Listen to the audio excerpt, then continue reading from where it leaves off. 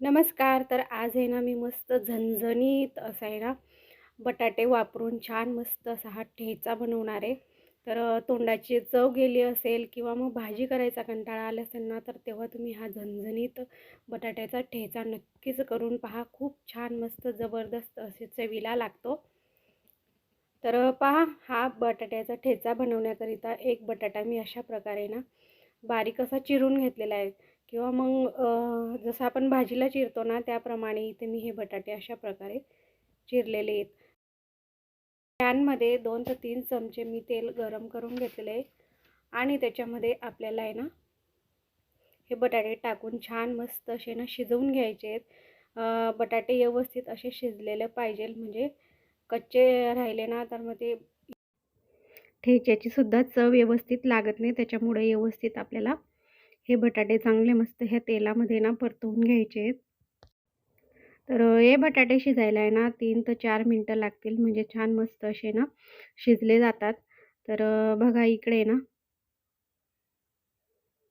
3 ते 4 मिनिटानंतर पाहू शकतात आपले बटाटे ना छान असे मस्त बऱ्यापैकी शिजत आलेले आहेत बघा.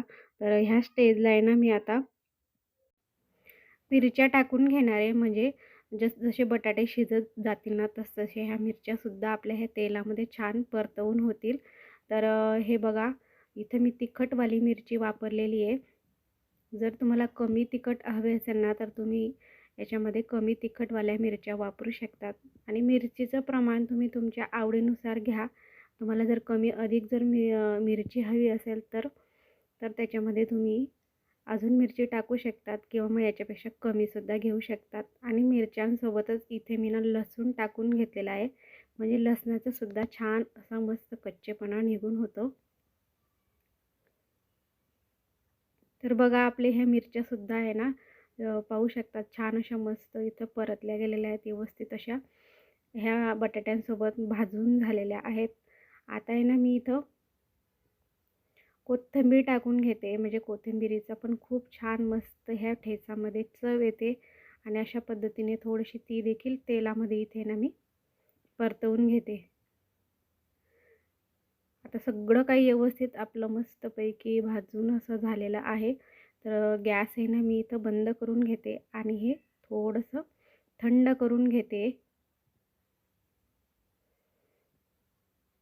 आता हे सर्व काही थंड करून झाल्यावर इथे ना मी मिक्सरचं भांडं घेतलेलं आहे आणि त्याच्यामध्ये आपल्याला आहे ना हा ठेचा करायचा आहे. तर तुम्ही हा ठेचा आहे ना खलबत्त्यामध्ये सुद्धा कुटून घेऊ शकतात.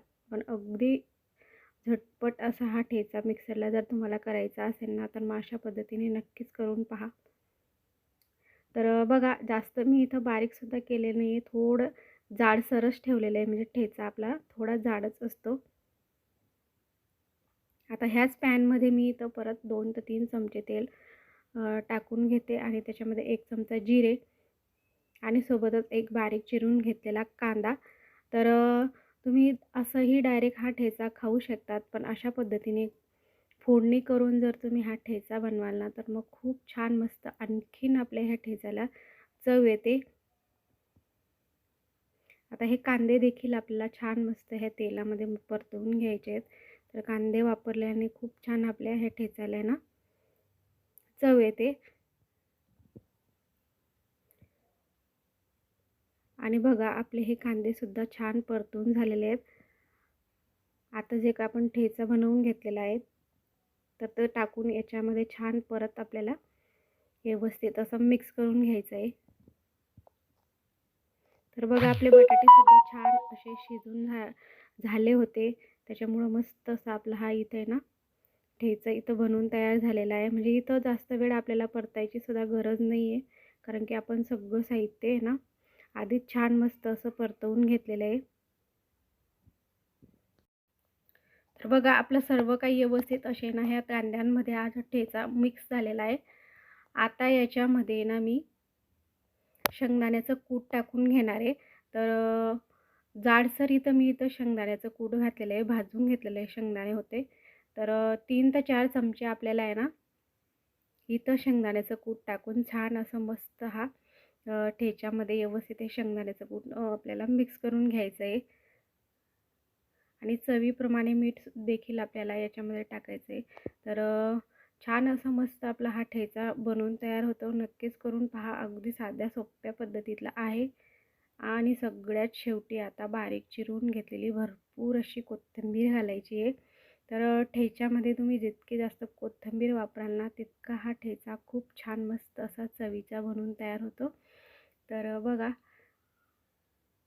आता आपला हा ठेचा इथं बनवून तयार झालेला आहे. गॅस मी इथं बंद करून घेतलेला आहे आणि पाहू शकतात अगदी मस्त असा 4 ते 5 मिनिटामध्ये आपल्याला मस्त झणझणीत असा बटाट्याचा ठेचा बनवून तयार झालेला आहे. तर नक्कीच करून पहा. तर मग कशी वाटली माझी रेसिपी हे कमेंट करून कळवा आणि जर का तुम्हाला आवडली असेल तर एक लाईक करा आणि आपल्या चॅनलवर नवीन असाल तर चॅनलला नक्कीच सबस्क्राईब करा. तर भेटूयात अशाच नवीन छान छान रेसिपीसोबत. माझी पूर्ण रेसिपी पाहिल्याबद्दल खूप खूप मनापासून धन्यवाद.